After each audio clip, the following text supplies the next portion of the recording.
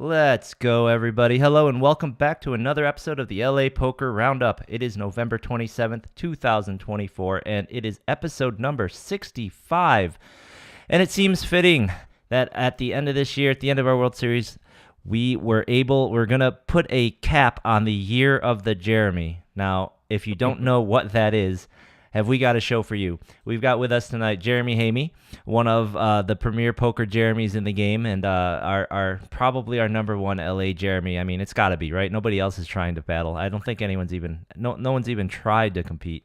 So we have we have Jeremy Hamey. Thanks for joining us, Jeremy. Hey, I appreciate it, guys.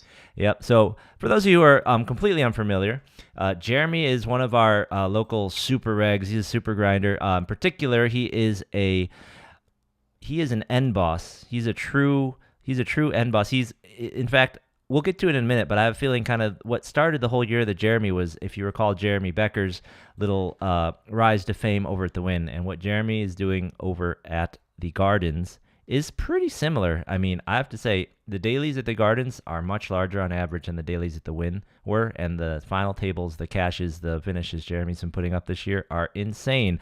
But we're not here to talk about his daily cashes. We're here to talk to this man because he just recently won his very first ring at the World Series of Poker circuit here at Commerce. So not only is he killing Congratulations, buddy. those horse Thanks, ring guys. winner. I don't know if it's hit me yet. So look at that. So we have this mixed game stud as the picture. So I don't know if that was on purpose or not, but it's perfect framing. We got our local stud here. So welcome, Jeremy. So yeah. So why don't we?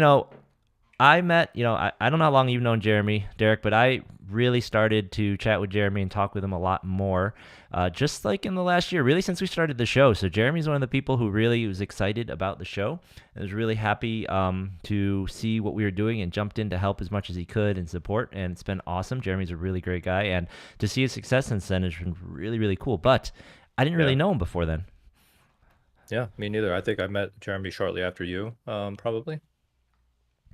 Awesome. So, Jeremy, why don't we tell us a little more about yourself? We're always just playing cards at the table. Sometimes we're drinking beer, but it's not like we're just sitting at a bar and talking. So, I do know you are one of the up and coming Alaskan poker superstars. So, why don't you?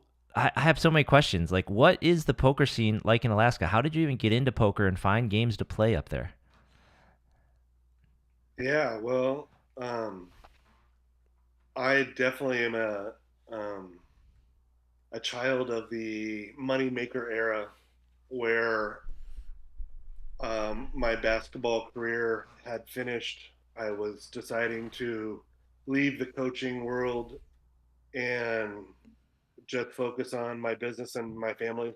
Um, and was definitely looking for an outlet for my competitiveness that I've always had from playing sports and particularly basketball at the college level. Um, and I immediately could tell that poker was something that was going to satisfy that itch that I had in my need for something competitive, very goal oriented, very driven when it comes to the way I live my life. So, um,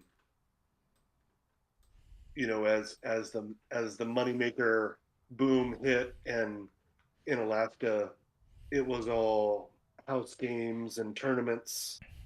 I just gravitated to that and really could tell that it was something that I was enjoying and trying to learn and accept the challenges that come with tournament poker.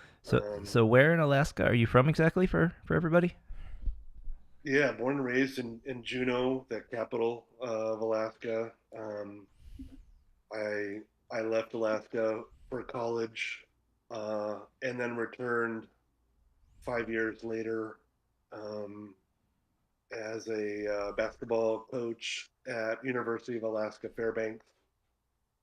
Um, and yeah, was living up there with my family, and we moved to California in 2009. And if you can remember, 2008 and 9 was when the market was crashing, Yeah. and we were kind of in a recession there. And I'm in the financial world. I own a insurance financial company, and kind of left to go out on my own right at the wrong time. Oof. And at the time, had a big family, where I was the sole income, and It sounds stressful. it was for a while, yeah. And it was interesting because as I looked for second jobs and things like that to kind of stay afloat, I realized that tournament poker was more profitable than delivering pizzas or any other second type of job, right? So I really jumped into the poker scene in California right away. Thankfully, I hit uh, an LA Poker Classic good score in my first couple months of moving here. It literally paid for the furniture in my first house down here. Oh, that's so cool. Um, so before we get too much more into LA, I kind of want to hear a little bit more about the origins of those Juno home games. Was that so? How were those? How did you find those? Or did you play those with people you already knew and you were all just learning? Did you find them on message boards? Did you find them on Facebook? Like what was it back then? Yeah, it was friend of a friend at the beginning. Um, I quickly became, very inundated in the poker world in Juneau, hosting some dealer's choice cash games and tournaments, and helping get tournaments off the ground. I was traveling a lot up to Anchorage and Fairbanks, those times, and I literally was in a poker club in Anchorage while living in Juneau, which geographically is like saying I was living here in Los Angeles and in a poker club in Seattle. Wow, Um, that's and far. so I was flying up to Anchorage at least once a month, and I would plan my chips around the monthly tournaments for the club and playing tournaments and um, Had a little cutting slip my there. You teeth said you'd in that plan your world. chips. I love it. Yeah, it was a big learning curve for me because the cash games were dealer's choice, and the tournaments were obviously no limit hold'em, and I wasn't in the solver streets or reading, or doing any type of research. I literally was just learning on the fly, playing tournaments and evaluating things as they went, um, and just getting better that way. Wow. Were there some folks in the community that were a little more well versed in those games that you were able to kind of learn from, or was it everybody was just in the same spot feeling it out? Yeah, no question. Yeah, there were some good players, and I don't know exactly why, but Alaska is amazing in the mixed games streets. Um, if you look at historically, there's bracelet winners, um, in PLO and many of the mixed game streets. So no limit was not as prevalent, but I was playing a majority of mixed games in the cash game world, and then coming into no limit hold'em and really, you know, not knowing what I was doing, in those early stages. I think interestingly, a lot of people that come to poker from other, I guess, competitive pursuits tend to actually do pretty good. Like if they can pick up the, the technical side about poker. So I think, your sports background, basketball background, you see all these people coming from like gaming, especially at like chess and like, esports and things like that. So, how do you feel like basketball sort of helped that transition to you for you to get into poker? Yeah, no question. I think that I got the max out of my abilities basketball wise as a 6'2" white guy. I played it. I tried to play at Oregon State out of high school. I was a two-time first team All State Wow, nice. player and had a lot of pedigree coming out of high school. My dad was my coach, and he coached for 36 years in Juneau and played Division I at Pepperdine himself. So I definitely understood work ethic. I understood goal setting, um, and just naturally applied that to poker, because that's kind of how my DNA is. Yeah.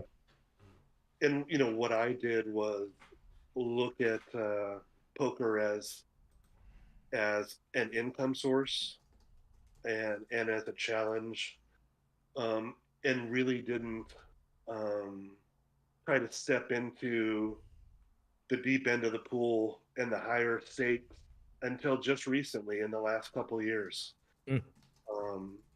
And I'm really glad that I made that leap, because I've found success, and it's been really gratifying personally, seeing goals that I set for myself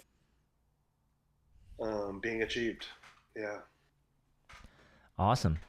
All right, so let's head back to LA then. So I see here on your Hendon, your very first recorded Hendon cash is, I think, that score you're talking about in the Bounty event, 6th place for 3,500. And then Yeah. you've got a nice little kind of stream of cashes here. But I notice you kind of seem like you have a bit of a gap here, real slowdown between kind of 2010 and 2014-15. Did you take some time off from playing in that time period, or was this just kind of a dry spell? Yeah, I'm gonna let you in on a little Hendon Mom secret right now. So dailies were not put on Hendon Mob until after the pandemic. I remember that, actually. I do remember that.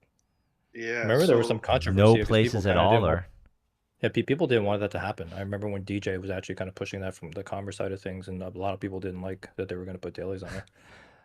yeah. So like, so was that just LA not though? only Was I that playing, worldwide or yeah, just not LA? only was yeah, I was in LA. I had got divorced, and my kids were in Europe for a majority of that 2010 to 2014 time, and I was playing, and I'm not kidding, 400 to 500 tournaments a year Wow, during that stretch, that is but a they lot were of bullets. all dailies. Jeez. So my dailies, if they were added to Hendon, I would be over 1 million. That's crazy. Because I It's did wild. keep track. I kept track on my cell phone, and I had 100 final tables at the Gardens 3 years in a Wow. row, Wow, pre-pandemic. that's insane.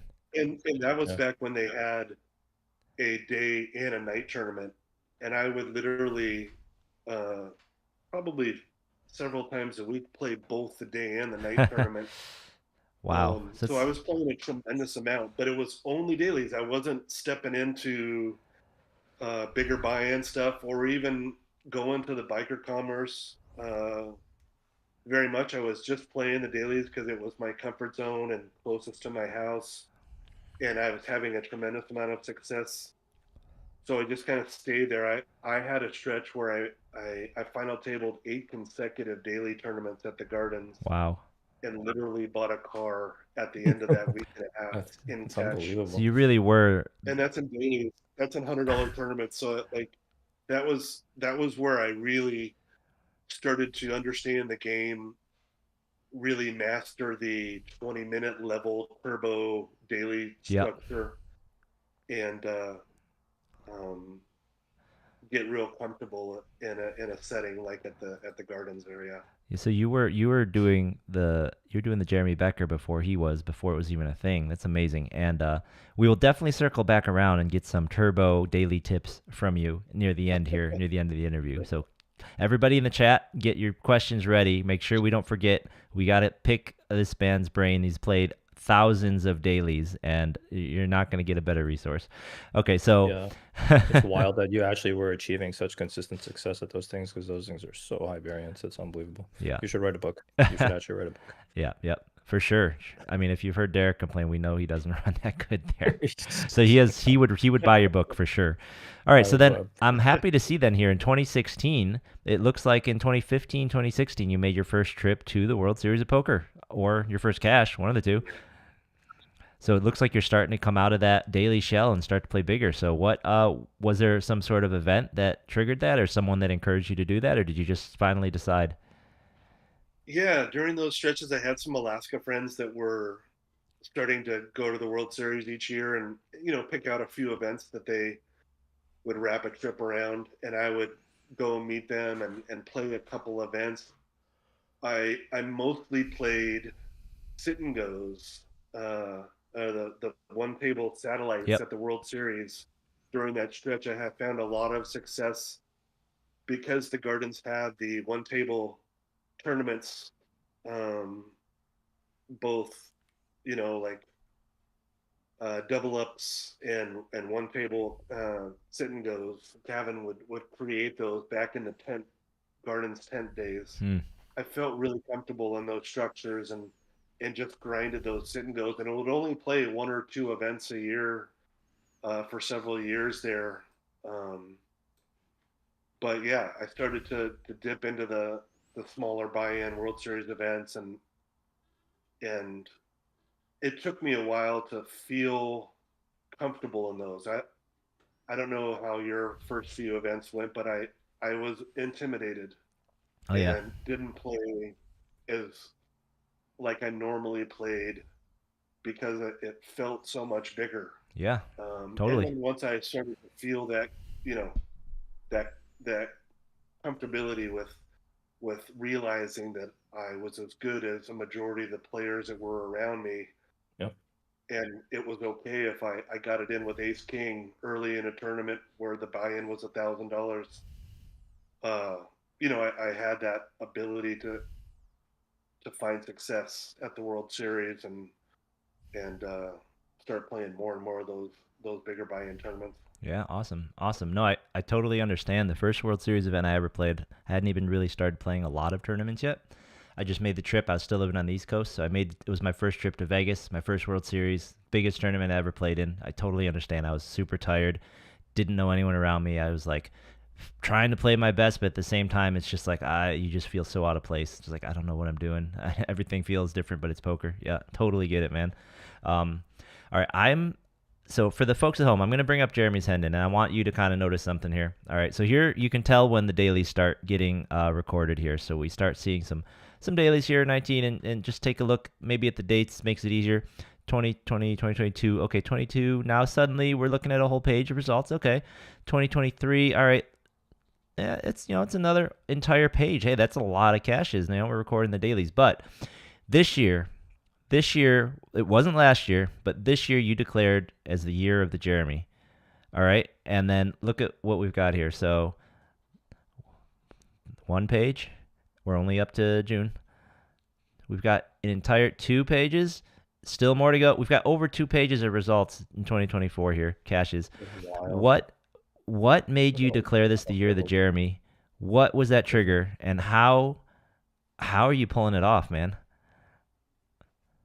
Well, you have a lot to do with it, Ty. You know that. So, I mean, I obviously last year I decided to kind of take poker to the next level in terms of playing bigger, more buy-ins, grinding the World Series, and taking it where I'm acting like a pro.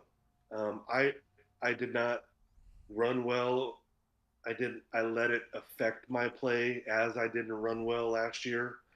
So the mindset was something that I needed to correct, and this year was determined to have a great year.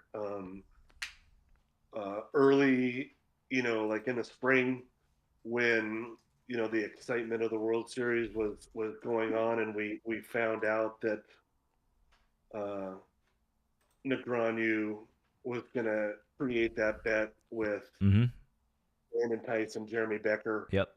Um, it really resonated with me because Jeremy Becker came from the daily streets and had success Yeah. just grinding dailies and not being afraid to just jump right back in and come back the next day and really I call it street tournament poker. There's no solvers there. There's no he didn't even own a computer. And then, in the meantime, you've got someone like Landon Tice, who is literally the prototype of the new GTO style of player that just studies and analyzes the game. And there's nothing wrong with that. It was just different from how I grew up in the game and how I did it. And of course, with his name being Jeremy, let's go. So yeah, I had several bets, including with you, Ty, Yeah, we where should have had a clause. I should have put in a clause where they have to finish positive for anyone to cash out. That's just Yeah, silly. All right. it would have been Yeah, fun. no, Yeah. nice job. Yep. I lost a bet. I took the land inside with the juice. Ah, those guys are so bad at prop bets. I'm never betting anything with them again. you're the Jeremy, let's go. Hey, if you don't Yeah, mind, roughly in what neighborhood did you clear on that bet? Just betting on the Jeremys. yeah, I won about 1,500 in a couple buy-ins to some tournaments. Pretty much what I lost with the I was gonna. Yankees and You Dodger took bet. my needle away from me. I was literally gonna say. All It came right. back to me. It came Yep. back to me. But in terms of the year, the Jeremy, it was obviously cheering for Jeremy, and I got to speak with him and talk with him a little bit at the World Series. And he was all about it, of course. And Jeremy Osmus had, well, a typical Jeremy Osmus Yeah. year and season at the World Series, where he's just crushing many different styles of poker, making final tables left and right. And I just tried to continue on with that. And I went hard at the World Series this year and had 11 catches, Wow. a few deeper runs, and it all culminated with me going pretty deep in the main event and being a part of PokerStake with Josh Aryeh, that I am so honored to be a part of, where I get to be a PokerStake pro, where I put a piece of my action on their website and have people from around the world buying a stake in me, and I take that with a great amount of um, value and importance, where I'm, hopefully making money for the people that were awesome enough to buy a piece of my action in those tournaments. Yeah. So like I went hard, yeah, the whole World Series with that, and the year that Jeremy really took off a little bit. No, that's really cool. And the poker stake thing is very awesome. I mean, I think if I wasn't so lazy, I would consider it for sure. But why don't you tell everyone a little bit more about how that works and how to get on it? Because you've been winning your backers some money on there for sure. And we have a couple other kind of friends of the show and supporters of the show that are on there as well. Is I think Kathy might be on there, maybe one other person that we know. So there's definitely something people should know about, because it's really cool, their business model, and it's really cool the way that they support the players. So if you could tell us a little more about that, why don't you go ahead? I am showing the article that they did on you after your like back-to-back wins at like Lucky Lady in the Gardens or something. Yeah. Yeah, I got a chance to play with Josh Aryeh in an event 2 years ago, and I got 28th out of 2,200 people in one of the one day $1,000 turbo bounties at the World Series, and um, uh, had a really good run. And Josh watched me play, and I think that gave me the ability to get asked to be on PokerStake. I think when Josh first started it, it used to be Pocket Fives and then changed Mhm. to PokerStake.com. Um, it's one of those spots where you have to kind of be invited to put your tournaments on there, but pretty much anyone with a six figure Hendon mob is welcome at this point.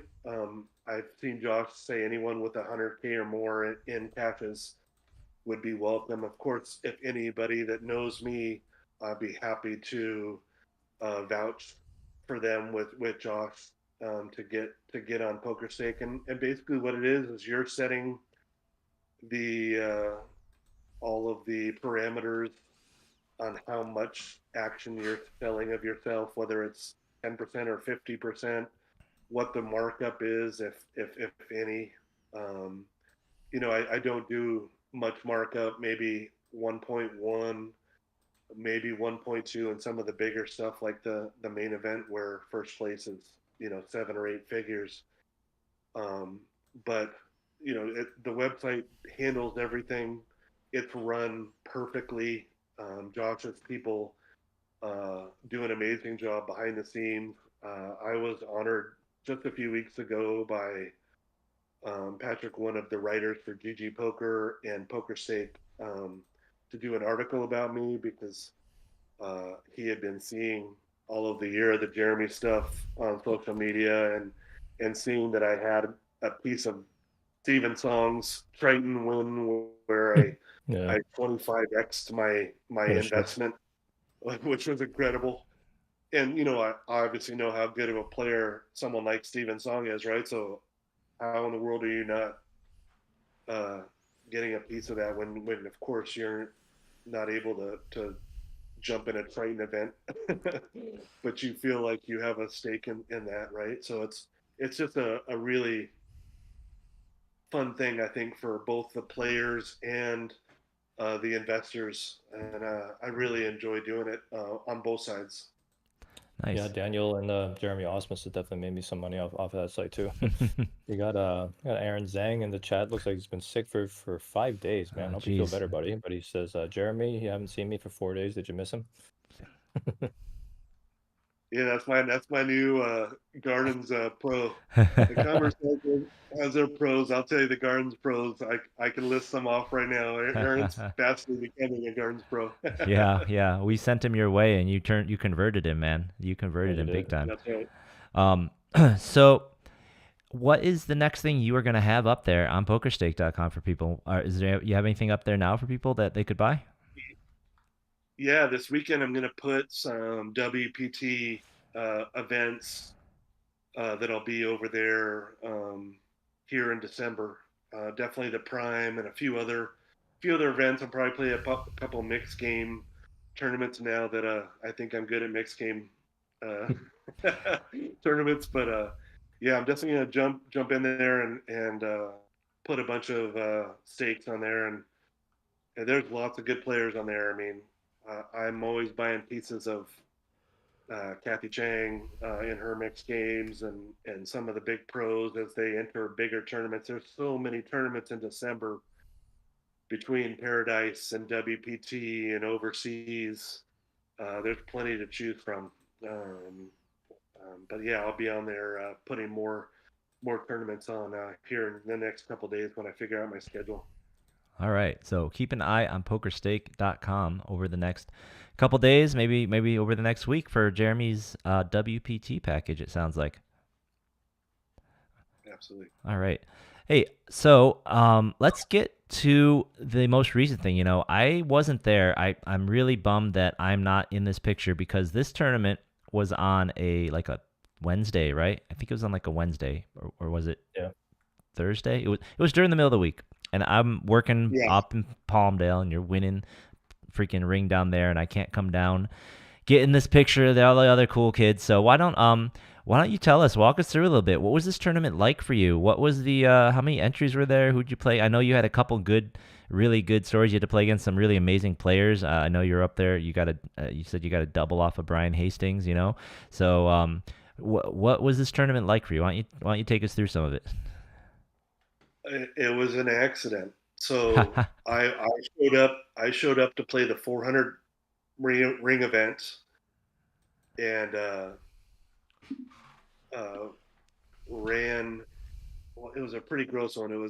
I had Ace King versus Kings, and it came Ace King 3 rainbow on the flop, Ouch. and so that event ended really quickly for me. And I was literally walking to re-reg in the 400 when the horse tournament was starting, and I just looked at it and I was like, this would be way more fun. I don't have any uh, thoughts of winning the tournament, but hitting 4 or 5 cards and playing some stud and Raz hands, which I don't play many horse tournaments. That sounds way more fun. I'm going to jump in that. So I jumped in and got at a table with Norman Chad and a bunch of other crutchers, and had just a great time. I chipped up early, had all kinds of great players come to my table like Brian Hastings, and literally was watching some of the best mixed game players around play. And I felt like that was incredibly valuable for me as someone who wants to play more mixed tournaments. Just getting a chance to watch them work and seeing what they're doing was incredibly awesome. And once we got past registration and I realized that I had doubled up in chips and that I was comfortable, I didn't feel overwhelmed. I was making a couple mistakes that I would only allow myself to make once. I played a stud 8 hand when it was just stud. Brian's still probably laughing at me on this one. When I turned over my cards confidently, when I made a low and stud. but at the same time, I was playing well, making nice reads, folding when I was supposed to, and not playing too many hands, and just continuing to chip up, and running good in poker styles that I don't play a ton of, like limit hold'em is not something I enjoy playing. I'm not a big cash game guy. I feel like nobody enjoys playing limit hold'em. Honestly, I don't know. Exactly. But I was running really good in limit hold'em and Raz of all the games. Wow. Probably the two that I play the least. And remember that my first 10 years of my poker life were dealer's choice cash games in Alaska. So I was super comfortable with Omaha 8 and even stud and stud 8, because I played a lot of those back with all my boys in Alaska. So it kind of hit me about halfway through that tournament where, I've played thousands of tournaments. I've seen so much in this game, and I was like, you know what? I'm good enough to play with everybody here. Why do you feel like you can't win this tournament? And it literally was a mindset change in the middle of the tournament that was super interesting to me.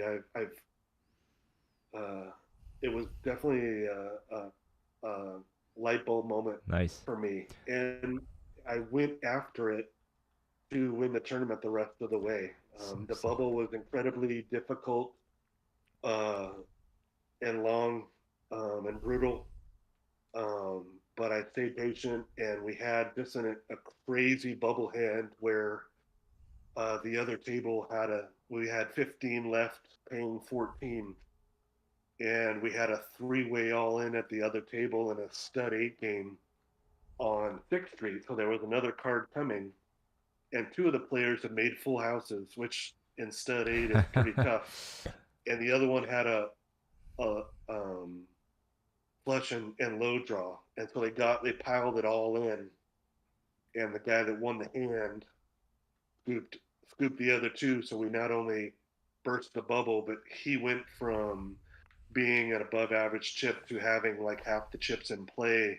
Wow. 1400, and when we got to the final table, he had 700 or 800K, and I think the next highest was like 200 or 300K. He had a huge chip lead going on in the final table, and that's who I ended up heads up with at the end. Let me ask you, if that mindset change that you had, did that happen right before you harassed and made Frank put you on the page of the picture with all the ring and bracelet wingers? Was that, do you have the mindset change and he said, Frank, I'm going to win this thing, put me on that? Or was it the other way around? He put you on there and you said, hey, I'm with all the winners, I'm a winner. That's right. Yeah. I think that confidence is so important in poker. I feel like if you don't think you can win, it's going to be near impossible to win, right? And I realized that I needed to kind of make a change with my mindset from let's just go learn horse from some great players. I don't even know how many bracelets and rings were in that tournament, but it was double digits. It was a huge number, a lot of good players. And yeah, about halfway through it, Frank, was doing his circle around the tables, taking pictures of everybody, and because he's my boy, he always takes a picture of me. And when he was creating the grid of all the bracelet and ring winners. Yep. He had two pages, I remember. He was going to make 2 pages, and you were about to make it to the B page. Yeah, and I didn't want to be a B-side player. That's right. I told him that. I said, I'm not a B-side player, Frank. So hold on. Let me see if I can get this one. And it happened. It was crazy. Yep. And yeah, I've got the text in the group text absolutely to prove that I was saying I wasn't a B-side player. That's right. And I'm going to be on that front page. Yeah, I tell you what, Frank, I'm so glad we got the doom switch fixed out of your camera. Ever since we fixed that, you busted me once or twice, but once we got it fixed, it's been fire since then, I think. So, what was the final heads up battle like? Did you have a long heads up battle? Were you trying to figure out what was his best game? What is your best game against him? What were you trying to? What kind of strategies were you using there, the heads up? It was interesting, when we got heads up, he had about a 2-1 lead. But his mannerisms, he never talked. He was from New York and not a local. A New Yorker who doesn't talk. Yeah, I mean, he didn't really say much. I chipped away and chipped away. Kind of picked up a few tendencies. He was kind of letting me know when he had a hand and when he didn't, way more than he should. And I flipped it to where I was up 2-1, and he literally was giving me vibes of I don't want to be here anymore. And I was there. I was like willing to go through the night. Yeah. And we restarted at 2 p.m. Uh-oh, you're frozen, Jeremy. Well, we had knockouts in the first Hold on, Jeremy, we missed you for a minute. Can you start with we started at 2 p.m. again? Oh, sure. What was the last part you heard? We started at 2 p.m. is the last thing we heard. Yeah, so when we started at 3 p.m. and we were heads up at 5 p.m. So literally 2 hours, we knocked out 7 of the 9 players. It was very fast. The blinds were big, and he just gave me the vibes of not being too interested, because the difference between first and second was I think 5,000, not a huge number, and I just chipped away, and definitely was picking up good tells on when he had a hand and when he didn't. And I think I got up 2-1 or 3-1 in chips. And he said, "Do you live here locally?" And I said, "Yes." And he said, "Give me an extra 1,000 and I'll take second." So I literally was like, okay. Wow. Yeah. So it was kind of a chop. I was pretty overwhelmingly ahead, but at the same time, like guaranteeing a ring and not some crazy thing happening. I was happy to give him that extra $1,000 and take it down. He said that he would never be able to play in the Tournament Champions. He was from New York. Yeah. He didn't really care about much. Gotcha. Yeah. And really looked disinterested, so I took advantage of that and finished it up. That Tournament of Champions entry fee is worth real money too. I mean, we figured it out last when it came in May, but I don't remember anymore. It's definitely worth maybe somewhere between 2,000 and 5,000 for an entry. I forget how much we figured out, but we'll do it again when May comes around. So it's definitely value for sure. That's awesome. Yeah. It's awesome. Way to go. Well, congratulations again. Really sounds like the live experience came in super important there at the end there. I don't know if this guy was an online player or was just, he's just tired from his travel or what, but Really awesome, and really congratulations, man. Yeah, good work. I appreciate it, guys. So I I don't think know if it saved me that I got a ring. so. I think now, I think now I would like to pick your brain a little bit, take a couple minutes, and just try and figure out what are some of your top tips, or what are some of your top, you know, you don't have to give away all the garden secrets, but what are some of the things, advice you would give people playing these dailies? You know, you are you clearly have more time in the trenches than almost anybody, especially anyone that we've had on the show in these dailies. So, what would you tell someone who is struggling in the dailies, say struggling to cash, and then someone who's maybe say struggling to file table? How do you approach these structures? How do you approach these players? Yeah, and in terms of like daily tournaments, but I think it applies. It applies in every tournament, but especially in the daily tournaments, is patience. Um, I see so many players get short, whether it's 10 bigs or 15 to 20 bigs, and play differently. Where not necessarily punting, but giving themselves an excuse uh, to play bad. I had ace queen. Even though it was raised and re-raised in front of me, I had ace queen. What are you going to do? Like you hear those type of comments, and what I definitely try my best to do is to grind with the understanding that later on in tournaments, as the blinds get bigger, the pots get bigger. So I'm not afraid to hang out with a shorter stack and find a good spot to get my chips in the middle. And I don't want to be in that gray area where you're um, playing hands that you look back after the tournament's over, after you get knocked out, and say, I probably didn't need to play that hand, or I didn't need to get it myself into that situation, Yeah. calling that raise or three betting when I light, like because I was hoping the guy was bluffing. Like so many spots that we can get into when you're playing poker. I try to avoid those spots in the middle of a tournament and wait for good spots, knowing that if I win a few hands, I'm going to go from a short stack to a big stack. Yeah. And tournaments are not just about accumulation in chips; they're about survival Yep. and getting deep into a tournament.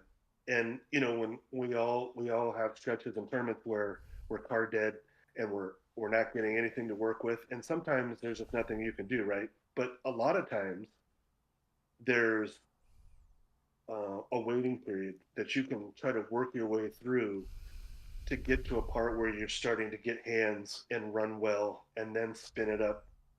I can't tell you, and I think anybody that's listening to this, if they look back at the tournaments that they final tabled or won, they were short at some time at some part of that tournament. Very rarely do we get to just stun run from the first hand to the last hand. Usually there's peaks and valleys and a roller coaster, and I don't let myself uh, get in spots where I'm uh, looking back at it after the tournament's over and saying I shouldn't have played that hand. Very rarely, and of course I make mistakes. We all do when we're playing poker, but we try to limit those, and I try not to let impatience be the reason for that. And I was talking with Beth Hall about this last week, and she was picking my brain. I think that that's the most important attribute you can have as a poker player, um, is a tournament poker player where you're trying to get to the end of the tournament and you're not winning any tournaments at the beginning, no matter how many chips you have. It's about survival and advancing, through the different levels in a tournament and staying in there, and really grinding your set. And I think tournament players, especially in dailies, punt way too often in spots where either they're on tilt or they're upset because they lost a hand, or they're short and they um, feel like they're justified in playing C-level poker instead of A-level poker. For sure. And that's great advice. I can 100% back you up on that, not being able to win the tournament in the first couple levels or whatnot. I've tried many, many times, and I've tried, I think, pretty much every which way, and you can't do it. The man is right. I can't tell you how many times I've gotten what felt like all the chips in the beginning, and it just doesn't matter. So this is good advice, definitely great advice, and it's hard advice for somebody to sort of settle on themselves, because these dailies tend to be very turbo-y in nature. So it's very easy to get caught into the trap of, it's a turbo. I got to move fast. I got to take risks. I got to do, and you do have to take risks, right? But from what you're saying is, don't let that tilt you. Don't let that. You still have to play good poker, and you still have to be patient, right? This is kind of the takeaway.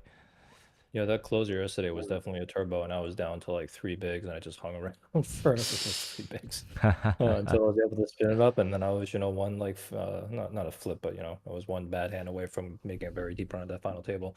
So there's so many. I mean, it's actually a very important lesson to learn, because a lot of people really do still kind of treat a 15, 20 big blind stack as if it were a 5 big blind stack, and start putting their chips in there, and it's not being patient, and it's costing you real money, especially towards the end of a tournament. Yep. For sure. No question. All right. It also helps. It also helps to playing 1,000 dailies at the Gardens and knowing basically every single player. So I literally have a scouting report for the entire table every tournament. I'm getting there. So thank you. That's great advice. If you have any more questions in the chat, throw them in there. We are keeping an eye on it best we can. I wanted to move on to a few other topics here. You did mention you were going to the WPT. You're heading there and putting up a package. And being the year of the Jeremy, I believe you also have a ticket to the Freeroll. Is that right? I'm running so good. It's been amazing. I got 2 rings this year. I got married in August to the most amazing woman I've ever met, and congratulations! Just has come easy the rest of the way for the year. Getting a golden passport with Frank and a few other friends. Obviously, hoping you get one tie. I'm doing all I can online. Yeah, I'm signing up for all the series, and that's kind of that was the lead into the discussion topic. So WPT has recently announced their newest ambassador, Wolfgang Poker, and he came out with his own. They are giving him 90 passports to give away.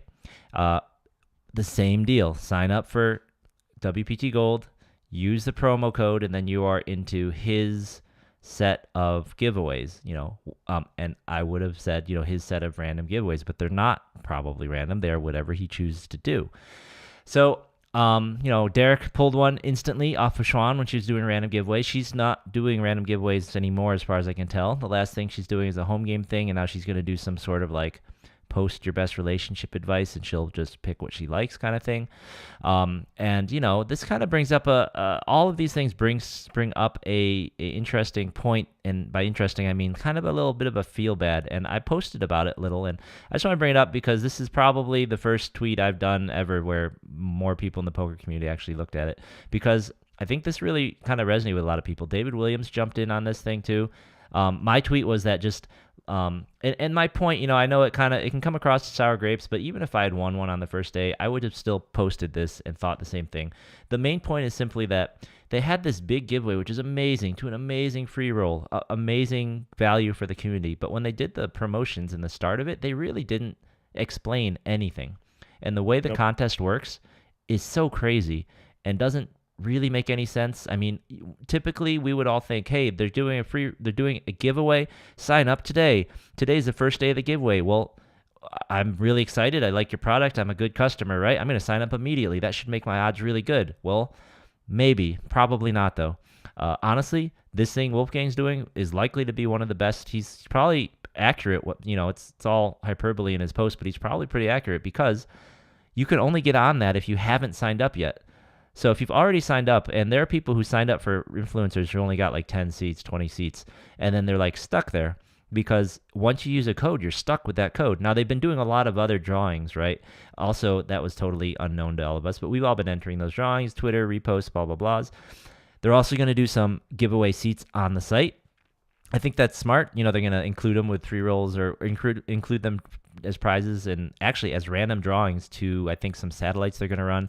So that's cool. They need to get people there in the seats. However, I'm not so sure that's going to get more people to come. I live in LA. I'm not going to go down there to enter something to get into a lottery to get the free roll seat because, I'm going to have to take off work. I'd have to get hotels. I'm not doing that for a 1 in 100 chance to get a 2,000 value seat. It's like going down there for a $20 value, right? I mean, we're poker players. This is how we do math, right? So same thing is when I look at this sort of a giveaway and I see this, it's like, well, I signed up on day one. I didn't get into, let's use our example. Schwan gave about 15 to 20 receipts away in random drawings, maybe 25. And then it seems like she maybe has 10 or 15 more, but she's giving them away in contests. So I didn't know when this came out. It seemed to me they were all going to be random drawings based on the influencers, and I think a lot of other people had a similar thought. So Dave Williams, he's been frustrated. He says he's locked out because he signed up early, and now he wants to give away or he wants to sign up for other drawings he sees, but he can't. A lot of other people said similar things. This guy says, well, I hate that I signed up for Brad Owen because he had probably 100,000 people sign up for him, which means the drawing chances are so low, right? And we didn't know how this was going to work. You just picked someone and signed up. And, this one's really goofy. Like this one here, this guy says the influencer he signed up with had a video game competition for some of his seats, which, like, okay, that's totally fine. But if you didn't know he was going to do that and you don't play video games, or in this case, I think I saw this promo, the guy did a Fall Guys competition. You had to sign up and you had to get in line and you had to get into the queue to play against him in Fall Guys to have a chance to win some of his seats, which is like, that's fun, but like, this guy would have never signed up with him if he had known that, right? Same thing with a lot of these other giveaways. It's like, hey, I have no idea how these things are given away. And then the other thing, and the point that this guy down here makes is, if you remember last year's WPT giveaways, their passports, they gave them to influencers to give away as well with kind of the same thing. Hey, give this away sort of however you want. And that kind of led to that Nemo controversy where she was like, it's a free random giveaway. And she kind of said, well, actually, I'm just giving this to my boyfriend. Right? So like, What, at this point, if they have a shit ton of seats left, what they should do is probably just do like 100 or 200 seat lottery for people who have already signed up who don't have one yet. Right. That's what they should just that would have felt fair, right? Or if the things were all in the same bucket. And honestly, all the stuff they're doing, that would have been fair if they just said ahead of time. But we had literally zero info. Like they announced it, and from my memory, it was like, hey, here's the thing. Sign up with a code. All the influencers will have a code. Just sign up and you'll be entered into random drawings. So we did. It was fun. But seeing this now, like who's going to sign up for Wolf? Everyone is signed up already. So it's really no one left. They're really targeting people who haven't signed up yet, that makes sense for them. But are those really the loyal customers, or they're the ones that are the least interested, right? You might get a conversion for the one guy that comes and cashes. So it's just, I don't know. Personally, I really dislike the influencers give them away however you want model, because it's subjective, right? Like they aren't beholden to do anything. They could be like Nemo and just be like, I just decided to give this to someone. And it's like, okay. And then, like I said, people, on the one hand, someone did comment like, oh, hey, way to whine about a free giveaway. It's like, okay, look, it's a free giveaway. That's fine. I don't think I like deserve one or anything. It's just like, if you're going to hold a contest, you should have the rules of the contest be open so people don't join it thinking it's one thing and it's not another, right? Or as game players, we want to optimize sort of and like pretend like we're trying, like for instance, the Elon Musk $1 million a day giveaway for his sign up random drawings. We're going to give $1 million randomly to someone who signs up, that they did in Pennsylvania. That was actually not random. The state sued him because he was trying to run a lottery or sweepstakes, and they didn't like it. And he said, it's not random. We pre-chose people who would be good spokesmen. It's like, you said it was like, it's like you're giving away free money. Great. But you said it was a lottery to do something, to engage. And then it was not random. Like that's called lying, like it's just, it's awkward. So, I think I think to the one guy's point, this is better than last year. Most of the seats are being given out randomly. They're all being distributed in a way, and they're smaller, so it's not as much of a feel bad, even if something were to get out. But at the same time, I think they could do better. I mean, we're poker players. We're used to the cruel hand of randomness and chance, but like, I mean, you sign up for an influencer and all of a sudden the person comes out and says, you have to beat me in arm wrestling to get a ticket, and it's like, I didn't sign up for that. What did I do? I'm stuck, Yeah. I don't know. Yeah. So I don't know. That's just my thoughts there. You're 100% correct on that, Ty. I think that, there's so much competition between the WPT and the WSOP Paradise. I don't think they thought that all the way through. Yeah. And giving out the golden passports to influencers and pros, and let them kind of do whatever they want in terms of the giveaway or the randomized drawing that they have under their belt. They just did a horrible job with making it clear what it was going to look like. And, we're all, even the ones, that have passports.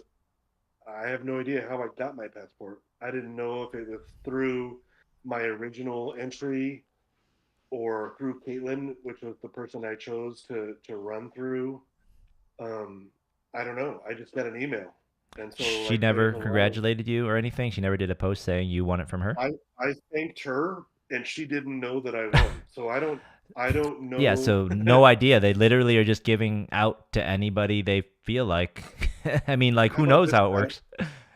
I was looking in my junk mail for a Christmas gift and found my golden passport in my junk mail. Oh my gosh. Wow. Yeah, so check your junk mails, guys. About a few hours later, my name was on the list that scrolls, so I would have probably found it. But I literally found out that I was that I had got one looking in my junk mail. Yeah, it's unbelievable. Yeah, so I mean, if there is someone just sitting around handing these out to people like not at random, I've definitely made it so I will never get one now.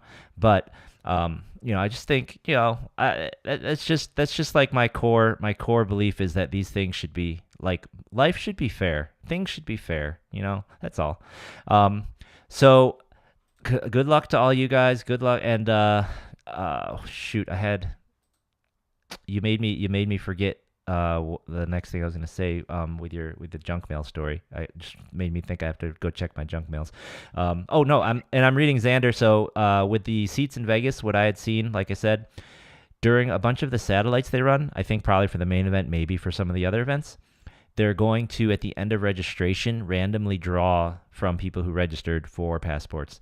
And also they're going to have like a big bucket with like envelopes in it that you could win. I think this is the promo they're doing with that McLaren. You could win the car, and you could also win a golden passport. And if you are signed up, you're allowed to do a drawing, kind of like that GG crane game thing. It's like you show up, they check if you're signed up for WPT Gold, and if you are, you get to draw an envelope, and maybe you win a car, maybe you win a passport. So yep, that's nice. Yep. So those are the things. I was actually talking to a player about this over the weekend, but we're talking about what to do with if you actually won the McLaren, or I think they're actually giving away another like really like massive car too. Like, I wonder what you would do with it. Like, I don't think I would keep it. Yes, definitely have to sell it, right? But then, I mean, does it take a hit or something like on the bat? I don't know. Oh yeah, I mean, for sure. But I don't know. And then taxes and all the other stuff. But yeah, crazy. Yeah, I don't know. Okay, so I don't know. Got that off my chest. Feel better now. Please don't keep me off the list because I'm talking crap. I talk crap about everyone.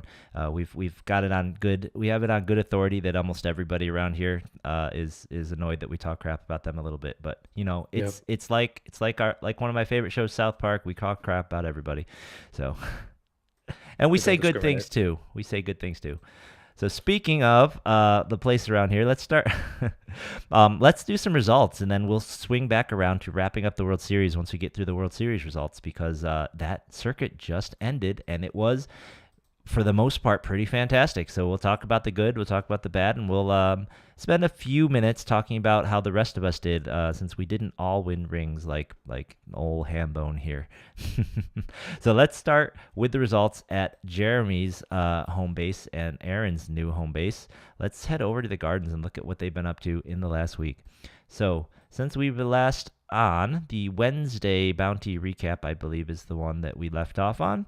They had 195 entries, and it was a 6-way chop where there was no picture, but the first place was Alberto Villa, Amirez Villa. So congratulations. The first place in the chop, he got a decent amount more than the rest. The other choppers, Omar Acevedo, John Pacione, Ismit, Nesik Kolaksi, and then Joshua Haslam and Tammy Hoshino. So congratulations to you 6 for chopping up the Wednesday event. Nice work. Yeah, while Jeremy was busy getting his ring, these guys were taking advantage over at the Gardens. On Thursday, they had 195 entries. The 5-way chop, Mr. James Wellman took first place in the chop, followed closely by Randall Birch, then Lee John Pai and Ratana Nonora, and then 5th place in the chop was Xiaoping Lu. So congratulations to those 5. And here's a picture of James Wellman. Congratulations. Shout out to Randy there. Randy Birch has got hundreds of final tables. He's a Gardens regular. Nice. Way to go, way to go. So he's taking advantage while you're out.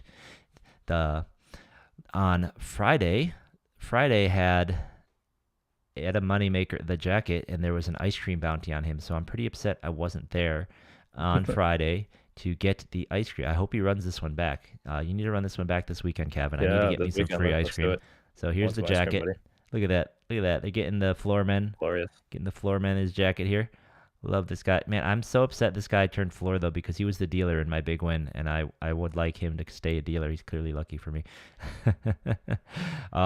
So here, during it, Walter got the ice cream for knocking out Adam. So way to go, Walter. And the finishing here, 6-way chop, Mel Gardner. So way to go, Mel.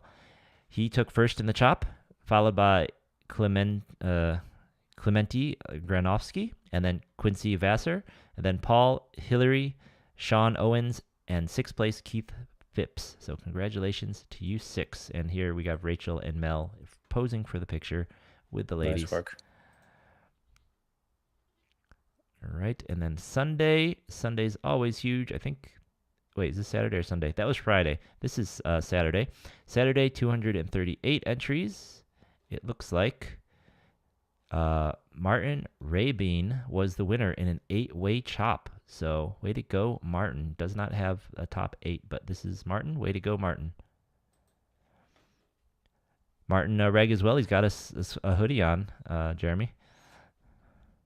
What'd you say? Is Martin a reg as well? He's wearing a Gardens hoodie. Yeah, he is. I love those hoodies. Yeah, well, I got one. You didn't get one.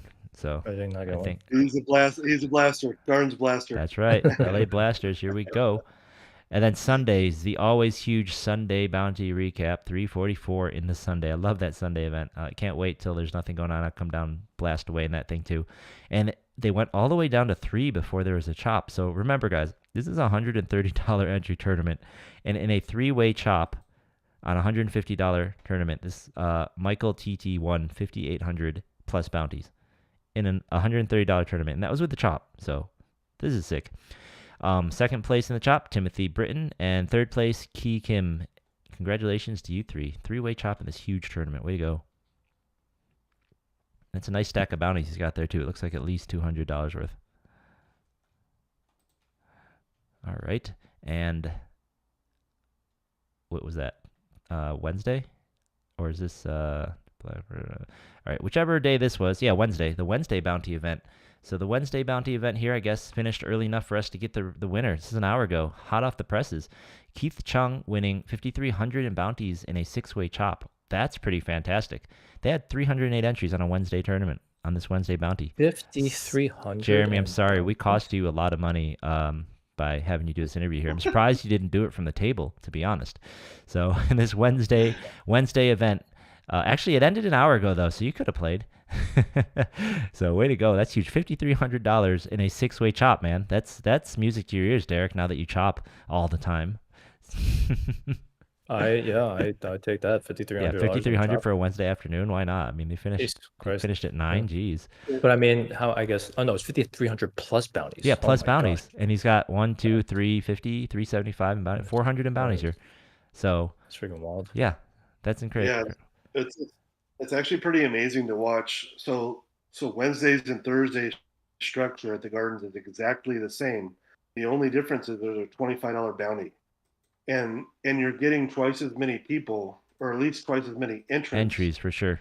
on Wednesday than you are on Thursday. Yeah. With the same exact structure, because people love those bounties. They love to play those bounties. They want those $25 pizzas. Well, my theory is that they want them so they can buy in again cheaper, and then if they win a bounty, they justify buying in again cheaper, and they just fire 2, 3 bullets where they only fire 1 or 2 in the other. Also, they play so much harder because it's a bounty. I think it's popular just because blasters like to blast, and then bounties just give you more of an excuse to blast. Because I blast in bounties, like I'll just play some crazy hands. Exactly. I normally would not do it to go after bounties. So it just I guess And there's a lot of validates your style of play. Yeah, there's a lot of players that will consider it a success if they bust before the money, but they got 1 or 2 bounties. Yeah. So they're not profitable, but they consider they're walking out of there up because they won $25 or $50 from their buy-in, right? So yeah, it's better than they do the other days. Yep, awesome. And then the other big announcement from Kevin is the announcement of the Winter Series that's going to start the day after Christmas and run until looks like it's going to run until the first day of LAPC, January 10th. So mark your calendars. We have a nice series coming right after Christmas. It's going to be fantastic. So if it's anything, they haven't released the schedule yet. That is coming soon. But if it's anything like last time, that weekend after New Year's, the 2nd, 3rd, 4th, 5th, that weekend will probably be a big 1K with a big guarantee. And then all the tournaments from the 26th on forwards will be, your other ones, your XL bounties, your mystery bounties, your one-day deep stacks. He will have an entire kind of almost full week, but they'll be all weekdays after what I assume will be the main event. So I'm not sure what will run those days. Maybe you'll get some mixed games in, maybe not, but definitely going to have a lot of days. Nice mixed game series. Nice chance for you to get some points on the Player of the Year board finally, Jeremy. Yeah, we're running on the board. Yeah, because with all your cashes, they may count for Hendon now, but we're not counting dailies in the Player of the Year for our LA Poker Roundup Player of the Year. So that is unfortunate. And speaking of the Player of the Year, let's go through the circuit winners and the circuit results, and then we can go through the updated Player of the Year, which I have updated with all the events, including the XL bounty up until the circuit main, because yesterday the circuit main had not been posted yet. So moving on to the circuit winners, new ring winners. So in event 7, the 8 max, I don't know if we did this one last week. I think it was going on while we were talking. So Taylor Howard defeated Yang Lee heads up to win 14,750 plus the circuit ring. And then other notables at the final table here. Beth Hall getting 3rd. The rest of the final table, Catherine Brandt, Michelle Ocon, Elvin Bayo, Lawrence Robinson, Edward Mannon III, and John Miller. So congratulations. And if you notice, we have several ladies at the table here. Beth, Catherine, and Michelle. 3 out of 8 at the final table were all ladies. Yeah, so way to go. Nice. Great showing. Nice. And congratulations to Taylor Howard, who apparently has never played at Commerce before, and he was actually coming here from Nebraska to head down to the Run Good series in San Diego. So profitable little stop off for him. Event number 8, the PLO 8 tournament, had 62 players, and the winner was Steve Hyung. So congratulations to Steve Hyung for his ring. So he won $12,000 in a ring. Top final table here was Steve Hyung, then David Margolis, David Brookshire, Adam Volin, Jared Kowalski, Ruben Vera, Wayne Paltz, David Liu, then Sean SFYU, a little bit of flair put in there by Frank, and then Adam Kipnis in 10th. So 9th and 10th, some super strong mixed game regs, but the whole table definitely strong. Event number, I guess this was event number 5. Event number 5, a very familiar name, very familiar face. Paul Win, or Fuck Win, got is this his first ring? Yep. He got his first ring in the Mystery Bounty event, took home 47,000 plus 6 bounties for, the bounties are about 18K, so holy cow, what a nice score for Paul. And he is now an official ring winner. He now is on his way to the Tournament Champions. We do not have the final table in this post, but congratulations, Paul. So this is going to start a long line of local legends winning their rings. I believe you're a little later in the pictures here. Yep. So let's see. Here's the final table for the event 9, the Monster Stack. The winner of that coming here. So this is the winner of the Monster Stack. The final table of this had quite a few local legends in it, but congratulations to Ernesto Oana for winning the ring at 36,000. Second place was Greg Nersayan. Third place, Rudy Cervantes. He short stacked it all the way to third place. He had 5 big blinds when the final table started. Fourth place, Patrick Karshamoon. Fifth place, Grace Ordonez. Sixth place, Ahmad Ed Hushmand. Seventh, Phil Ware. Eighth, Yang Lee. Ninth, Elvin Bayo. So the other Bayo, I believe. I think we said Elvin before. Was it the same one? I can't even tell them apart when it's written down. 10th, Lawrence Robinson. So congratulations. And if you didn't see this, check out the stream. This was a very entertaining stream. The final hand was absolutely epic, wild, something you're never going to see again. Check that stream out. The Bally's guys, the Wayne and the guys down at Live Commerce did a great job. Super fun. All right. And then here, event 10, the 600 horse. Here we go. Big Jer Hambone gets his first ring. First place was Jeremy for 13 grand, or I guess 12 grand since he shaved a little off the top. Second place, Thomas Katana. Third place, Manju Guerra. You didn't tell us the legend Manju was in third place there. Holy cow. Fourth place, Louis Henry. Fifth place, Shirley Rosario. Oh, yeah, this table was tough, man. Sixth place, Mir Gascari, who made a different final table earlier in the series on the stream.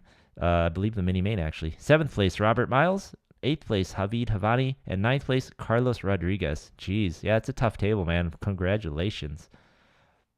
Thanks, man. Yeah, good job, buddy. Yeah, having to battle through Manju and Shirley. Jeez. All right. Event number... okay, I'm not sure which one this is, but Peter Perkowski managed to beat local Paul Serrate. Unfortunately, did not get the ring, but congratulations, Peter. It was an epic heads-up battle for, it was event number 12, winning $10,000 in this one. So final table was first place, Peter. Second place, Paul. Third place, Robert Vanskoyak. Fourth place, Maximilian Chen. Fifth place, Waref SF. Sixth place, Thuy Win. Seventh, Tyson Sullivan. Eighth, Preston Pats. Ninth place, Paul Win. 10th place, Thomas Van Nerveld. So Paul was 8 places away from getting 2 rings this series. Way to go. All right, moving along, we have another absolute master, another Paul. It's like the series of the Pauls, I guess. Paul Chowderson, playing for 40 years, finally got a ring. That was his quote. So in event 13, and everyone heard him in the room for sure. Event 13, he is first place, 13,000 and a half and a ring in his first ring. Second place, Roger Nahum. Third place, Estrella Lim, another local legend. Fourth place, Corey Eyring of social media fame and of YouTube fame. Fifth place, Waref Asaf. Sixth place, Peter Pierkowski, which we just saw. If you remember, I tried to say his name in the last one.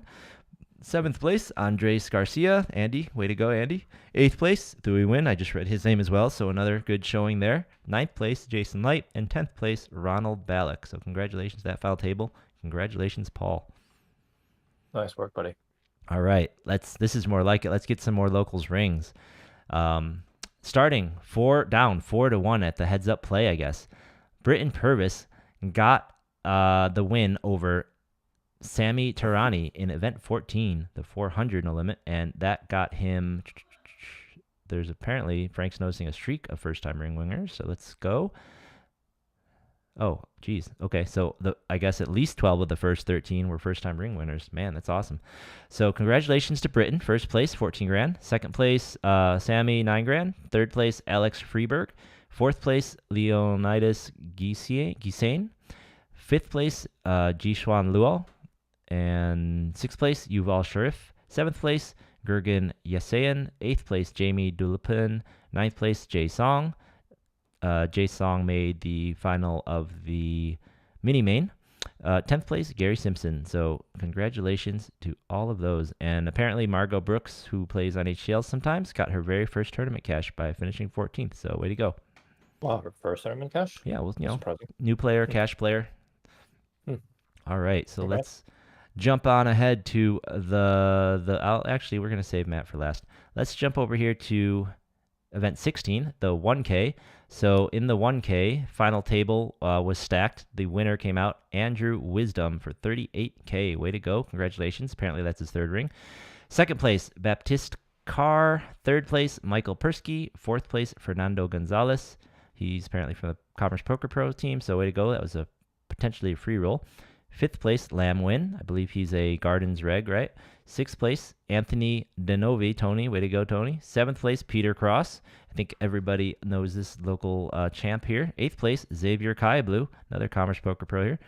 Ninth, Alan Adler. So that would round out the final table. Other notables here, we got Elvin, Bayo, Rudy, and Frank all cashing this guy as well. So way to go, all of you.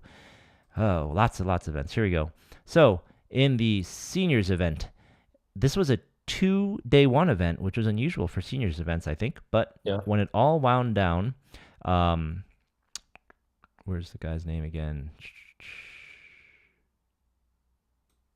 Ron Miller. Here we go. Sorry. Ron Miller wins the ring. Congratulations, Ron Miller.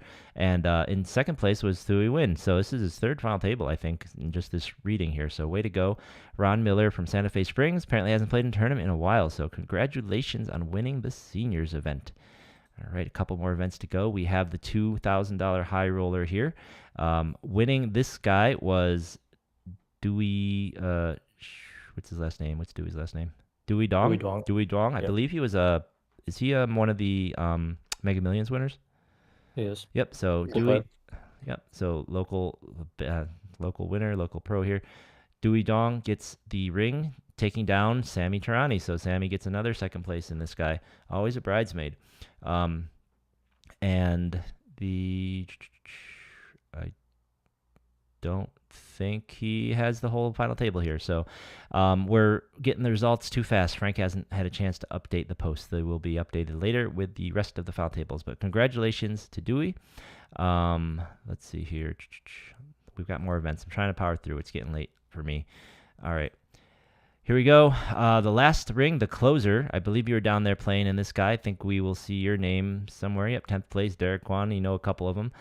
Congratulations to Tree Din. I believe he's a local down, or he's a reg down at the Gardens as well, if I recall. So he wins the closer. There were 328 entries in the closer on this fine Wednesday. Random. It's a great draw for Wednesday, and his first ring. So congratulations, Donald Bolt. Definitely a Gardens reg. Definitely a daily reg around town. We love Donald's a great dude. Fourth place, and Derek got down there and got into 10th place. As he said, he was a flip away from having a great chance at winning that thing. All right. Yeah, well, it wasn't a flip. Somebody just got it in with the chip leader got it in with me with the flush draw. And, Gotcha. Got there.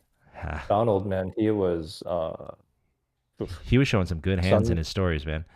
he was sun running in the when we had got down to about 2 tables, and he just lost a massive pot to me where I stuck down on him with King Jack against Ace King where it was straight. That was like the only pot he lost. Gotcha. It was crazy. But yeah, it was pretty fun. And that, actually, if you want to see the incredible journey that I took to get in there, I think I took video of like 8 all-ins, and it's all going to be in my Instagram reels. So definitely check out my Instagram if you want to see what happened. Yeah. All right. Check out Quan's Pool on Instagram. You see the links from our sites, from our social medias. He's going to have the whole story in there in video. All right. And now for the main event, also streamed on Live at the Commerce. I'm most of the way through it. I watched the ending though. Fantastic final table, played by all. Fantastic showing. Good. Lots of good hands. Lots of good drama. congratulations to Matthew Salzberg, our very own salty old man around joint. It's been a while. He former WPT Player of the Year, grinds all these tournaments with us. Great player, local legend. Congratulations, Salzberg's first ring. Rounding, man. Well deserved. Absolutely. Rounding out the rest of the final table, Anthony Marquez in second place. Third place, Michael Yang, who's having one hell of a year. This guy just wins everything. And, man, watching that final table, I feel like I've never seen someone get ace-king so often in the big spots as this guy. Fourth place, David Kobier. Fifth place, Luis Yepes. Sixth place, Samvel Gyospian. Seventh place, Richard Ham. Eighth place, Aram Mikarian. Ninth place, Tip Tinakan. 10th place, Daniel Ruiz. Thank you. So congratulations, the whole final table. Well fought. You can watch it all on Live at Commerce over at Bally Poker. So highly recommend you check that out. Whew. All right. So we're not going to have time to tell stories so much, but let's give a quick summary of our series, I guess. I'll go first. I think I enjoyed the series. I had a let me think. Was it profitable? I think I had a profitable series. It was close. I played in not a ton of events because only being able to play in the weekends. Apparently, you saved some vacation up for this guy, Derek, because you were blasting away. But I will let you tell them because you played almost everything, man. But I got in there. I played. I think I played the mini main. I got in on 2 bullets, thankfully. I played one of the 400s, then did not cash. I got 13th in the mini main. I lost a pretty key hand when there was like 15 or so left to Alex Avila, the eventual winner. I did not know Alex before, hadn't really played with him. Now that I do, I think I would have played it differently. And honestly, looking back, I should have just called with my shitty hand because I didn't really ladder or anything afterwards, and winning that pot would have been the thing. I think I made a mistake going for the click back with pocket fours, thinking that he was kind of light and that he would play kind of more scared because he shoved it in my face. And I talked to him later.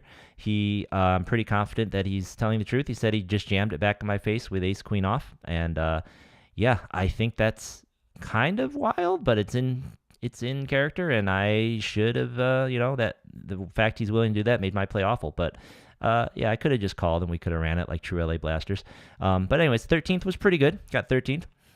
Did not play again until the following week, which was the main. I fired into the main and got bagged up on that. Actually, I got into the mini main on 1 bullet. I got into the main, bagged up on 2 bullets. So I was very fortunate in the multi-day events. Got a good bag for the main. Played in another 400, did not cash. Played in another 400, didn't cash. And I played my main event day 2 was one of the most boring, silly, dumb day 2s I've played in a long time.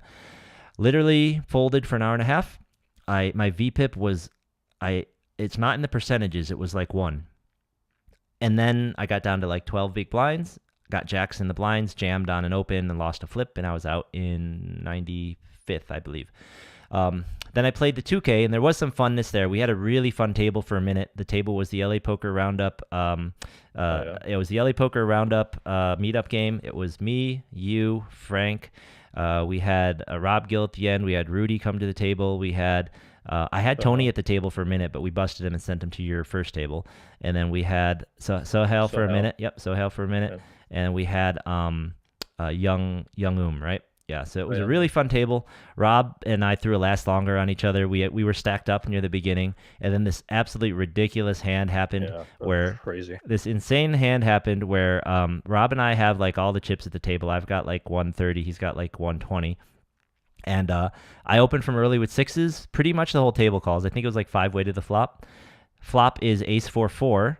We all check. The turn is a queen it's like a queen or something. I bet a small amount. 4 of the 5 of them call or something like that. And then the river is a 6. And now the pot's like 28 grand, 30 grand because it's so far multi-way. But I still have like 115 left behind or so, or like 100 and I've got like 120 left behind. So just grab all my yellow. I have pocket 6s. I just rivered 6s full. I just grab my entire stack of yellows, like 95K, and just jam it into the middle because like I'm goofy. So these guys get out of the way, and Rob snap calls with his basically entire stack, and he had flopped ace 4, And I get this, so now I've got this massive stack, and he, thankfully he remembered that I didn't say all in. I just put all my yellows, and somehow he actually was still alive, so I didn't win the last longer at that moment. After that hand, I ran like crap. Rudy came over the table, immediately coolered me. I have kings, he has queens. He flops the queen. Somehow I don't get stacked because I just knew it. I knew it. I didn't want to call a hand. I didn't want to call a single bet, but freaking literally. I mean, Derek knows. Rob couldn't believe he didn't win the last longer on that hand because I had the table covered by like 1.5 times anybody, and then Rudy comes over and has me covered, and suddenly I can lose. And like on his second hand, he flops a set of queens against my pocket kings. Freaking jerk. I actually ran to the bathroom when that happened. I came back. Oh, yeah, that's right. Yeah, it was insane. So Rob opens, Rudy 3-bets him. I 4-bet on the button. It was like 3K to 7K to like 18K. I saw your 4-bet, and I was like, Rudy's not folding to this. I'm running to the bathroom. Yeah, exactly. So Rudy calls, the flops queen 4-6 or something. Check. The turn's like a 7. He bets half pot. I call because I'm like, you have it, you jerk. I know you have it. And then the river's like a 5, and he bets half pot, and I call, and it's like annoying because it's still, even with just half, it was like, I lost like 80K. Anyways, so I run terrible after that, get busted out. Derek manages to survive on my bust out hand, having ace 10 versus ace jack versus my 9s, and Derek's the one who wins. So I'm out. I had to pay. I had to pay Rob the last longer somehow after knocking him down to 18K when I had like 200. It was absurd. So that was the end of my series. So I did not win any rings, but I had some decent finishes. Yeah, that's where I am. I wish I got to play more events, but it's a very condensed series. I can only play in the weekends. Yeah, I think on my side, I had some pretty good finishes in the mini main, the monster stack, and then like in the main event, basically, I think one hand sort of changed my entire series. Like I was doing really well through the Big Poker October. I was doing really well through the beginning of this series, and then that one hand against Mike Liang where I lost basically the chip leading pot, a million chip pot, with this flush draw versus my overpair. Yeah, how good does this freaking guy run? You mean Mike Liang, the third place finisher? Mike Liang, who freaking runs so freaking good. He so basically like that. Who might be in the chat? Hi, Mike. If I won it, I obviously I could have made day 2 with a big stack. I would have taken Saturday off, had a good day off. Yeah, it was like a 950K pot. Literally on the last hand of the night, they literally called. We talked about it, I think, right? They literally called bag up during your hand, right? Oh no! That was the other day. That was the other day. Yeah, look, this is a crazy series where just like these massive hands keep happening to me. That was another chip leading pot basically to Jay, whatever his name is, the Commerce Pro, who also final tabled that other event. Yeah, right, exactly. So, but that hand, other than very disappointingly not getting me a top 1 to 2 chip stack for day 2 of the main event, basically I came back on Saturday, fired 2 bullets, couldn't get through, ran super duper bad, then fired like 4 or 5 bullets at super 400 with you, didn't get anywhere, right? And after that, basically, then I ended up breaking a whole bunch of bullets and like basically the 1K and the high roller. Like the 1K went like super bad for me, and so did the high roller. The high roller I was running so badly. So basically, I bricked all the higher limit events, which is really, really bad in this series, right? So it really buried me. That was like DNAG's series a couple years ago at the World Series, right? Remember? Yeah, exactly. And then even I got a nice like 10th place finish in the closer. That didn't come anywhere close to recuperating what I lost. So the series ended up like really bad for me, and I feel like the trigger point was like basically that main because like I basically wouldn't have I might have, I'm not saying like I would have replicated what Mike did and finished 3rd place, but I should have got pretty deep, right? And I feel like I probably would have avoided a whole bunch of other bullets, other than the fact that I was also like super tilted going through the next few days. You were really steamed up the next day, I remember. I mean, you were in all the group chats. I saw you, and you were telling everyone, I am fired up, I'm gonna play angry, like you're gonna feel it. And in that 1K, I remember you came to the table, and every bet for about the first hour wasn't just like I bet, I call. It was bet, call, bet. For like if you put chips into the table, it was like you were hammering them into the pot. Yeah, and then I lost out at that pot against Sohail, ace 10 against king 10. Oh, that was brutal when he made the flush. Yeah, then he flushed me on the river, and like that reaction wasn't like that hand or even Sohail. It was just like everything that had happened for like 4 days, and I was like flipping out for like like a couple hours. Yep, that was a nasty hand. But yeah, so like, and anyways, ended up being like a pretty bad series, but it's okay. You know what? It is what it is. It's just a blip in the year, in a sort of a bad year. But I think we're gonna turn it around at WPT, turn around the Gardens. So. Yep. Yep. Let's go. Let's go. Let's go. And Jeremy, did you play many other events? Did you play all the events? How many events did you play in the circuit this year? I did 2 bullets in the main event and had 2 just disgusting hands that I busted on. One of them was about 30, 40 people away from the money the second day, and then just decided to take a few days off. I think I had played like 10 consecutive days and Oh, needed to yeah, reset a little bit. absolutely. Gotcha. Well, it worked. You got yourself a ring. Love to see it. All Yeah, right. nice work, man. One more thing I want to show everybody before we do our quick roundup here is that I have updated the Player of the Year results with results up through the whichever event was before the main. So it might have been like event 9 or something. And we have a new leader on our Player of the Year board. Wow. Paul Win. Paul Win is now the top of the heap with Aaron getting sick for pretty much the entire circuit series. Paul goes in to win a ring, final table the other one, probably cash a bunch of the other ones, and he is on top now, first place with 1972 points. So, wow. Now, Aaron is still in the tight second. Mark had some good finishes, and he has got himself tight in third place. Alex Avia, who won the MSPT, one of the opening events down there, and then won the mini main, has jumped up into fourth place. And Derek has himself in fifth, and he'll move a little higher after we put in his final table for the final closer event. And then seventh, we got Q Lee still sitting there in seventh. Eugene in eighth. Or wait, I'm saying the wrong thing. Eugene in seventh. Sorry, Quack in sixth. Beth has moved herself into eighth place with her final table, her third place finish. And I am back in the top 10. Hooray. Ninth place. And I am 0.02 points ahead of Rick right now. So, Rick, if you're watching, I haven't put the rest of the events in, but man, it's pretty tight. You better. Whew, we got ourselves a race. I think there's a bet brewing. So Rick's right there in 10th to round out our top 10. Frank, unfortunately, has fallen down to 13th. He's going to have to get himself back in. Commerce Pro, Jay Song's strong finishes have put him up to 14. I don't think he was even in anywhere in the running here before. And then Armin, who was strongly in the top 10, has fallen out. Must not have played or must not have had many good finishes here in the circuit. So, and also falling out of the top 10, we have George and Victor. So there's a lot of shakeups here, and we have Andres. Andy Garcia is making his way up the ranks too. He's up into 18th. That's a big move for him too. So, and yeah, so there's a lot of movement here. Still a lot of time. We're only about halfway through our tracking, so get in there, man. And there's still a whole circuit left to go, and there's still a whole LAPC left to come, and everything. There's lots and lots of points yet to get. So this is getting good. This is getting good. Yeah, I really like this point system. So when you look at it, everything just sort of makes sense, right? Everything just like, yeah, that makes sense. That person's there. That makes sense. That person's there. Yeah, good point system. Yeah, so far definitely loving the way that it looks like it's working. It's really rewarding. It is rewarding volume, but it's rewarding consistency, and it also is very punchy for the wins, which is you want, right? Yep. All right. Well, I put that up.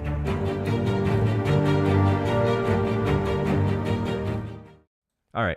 It's time for the roundup. Let's talk about the weekend. Let's get out of here. This weekend, the number one thing is go to the Gardens. The Gardens is where you want to be. They're having their Black Friday weekend. There's no tournaments at the Gardens, and probably most places tomorrow. It is Thanksgiving, hang out with your families, guys. But at the Gardens, starting on Friday, $100,000 guarantee, $500 buy-in. It's a one-day trophy event. It counts for our Player of the Year. It's going to be great. That is on Friday. On Saturday, they're having a similar thing. It's a there's another event for if you bust out. There's a turbo later on Friday as well. So check those out. That'll be good. It's a 30K guarantee. We can hang out all day, man. So on it's a lot like the regular nightly, I think. And then on Saturday, they have another 100K guarantee event, $200 buy-in, but it's a mystery bounty. I wish they would reverse these, but whatever. I still don't love mystery bounties, but I do well in them, whatever. It's a 100K guarantee. But according to word on the street, Mr. Hamey, who knows the Gardens better than anyone, you need to come on Saturday. This is going to be the biggest one day, like anywhere. It's going to be the biggest one day of the year, potentially. You think that the 150K guarantees at the bike one days, you think those are big? No. Jeremy, what kind of numbers are you thinking here? I mean, it's the only show in town. I wouldn't be surprised if there's 400 or 500 people. But I mean, I've seen it as high as 1,100 in one-day tournaments at the Gardens pre-pandemic. So Yeah. maybe we jump up there. And once they find out that you won't be there and they won't have to battle through you because you have family Yeah, no commitments, boss. there'll be No even boss. more people coming down. Yeah, I think. Don't do Kevin, but I won't be there this weekend. So there's lots of money to be made. Yep. I don't think this weekend's going to help my tilt meter at all, but you know, it is what it is. Yep. That's how the Gardens works, man. That's we'll figure it out. And then on Sunday later on, they're gonna have a super bounty on. On Sunday at 11, there'll be a 50K super bounty, so that's a good one too. The series will extend. They have a tournament on Monday. That one will not count for a Player of the Year. They'll have a Monday event that they're including in the series as well, smaller one. Now, it's not the only game in town. I mean, other places are still having their tournaments. It looks like over here at the Hollywood Park. Wait, this is the wrong month. I'm sorry. One moment. Let me find the Novembers. Here we go. So it looks like over here at Hollywood Park in November, they will be doing... Oh, geez. Sorry, guys. I had the wrong one loaded up. Well, while that's loading up, the bike will be starting theirs not this week. They were planning on it originally. So if you were planning on going to the bike dailies this weekend, do not go. They don't start until December, guys. The bike dailies will be starting the first weekend in December. That'll be Saturday and Sunday dailies over there. And I believe they're going to have some sort of point system or something to feed into a free roll. And it will also extend into their cash room. So stay tuned for details or check out their website for when they post those. I hate the way this loads their PDFs. It's brutal. But there will be other events happening around town. The other dailies will be happening this weekend. Let me bring up the Lucky Lady as well. What is this thing, like 50 gigs? Yeah, I don't know. It's always like this on the Hollywood Park site. The Lucky Lady events, they don't have any announcements on their website that says it will be any different. So their regular schedule should be going on this weekend. I would just imagine. Maybe call in if you're planning on going Thursday. That one maybe is not a thing. And also that Big O tournament, I think it used to be on the weekend, but they moved it to Tuesday. You were just there this Tuesday, right, Jeremy? Yeah, they moved it from Saturday to Tuesdays at 3 p.m. now. Yep. Every week, Big O on Tuesdays. Yep.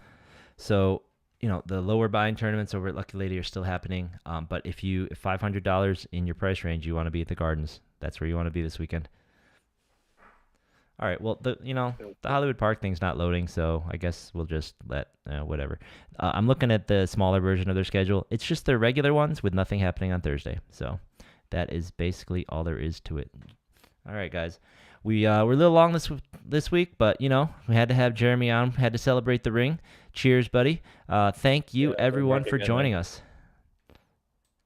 Had a great time. I appreciate you guys and everything you do, and Frank included, and we'll keep tuning in and building this podcast up. Yeah, we love it. Thanks for the support. Thanks. We're here to highlight people like you, man. Getting your wins, getting your rings, getting your watched. We're here to document the ascent. That is what we're here for. All right, guys. Thanks, guys. Thanks for joining us. Thanks for tuning in. And remember to hit like and subscribe, and then we will see you at the tables.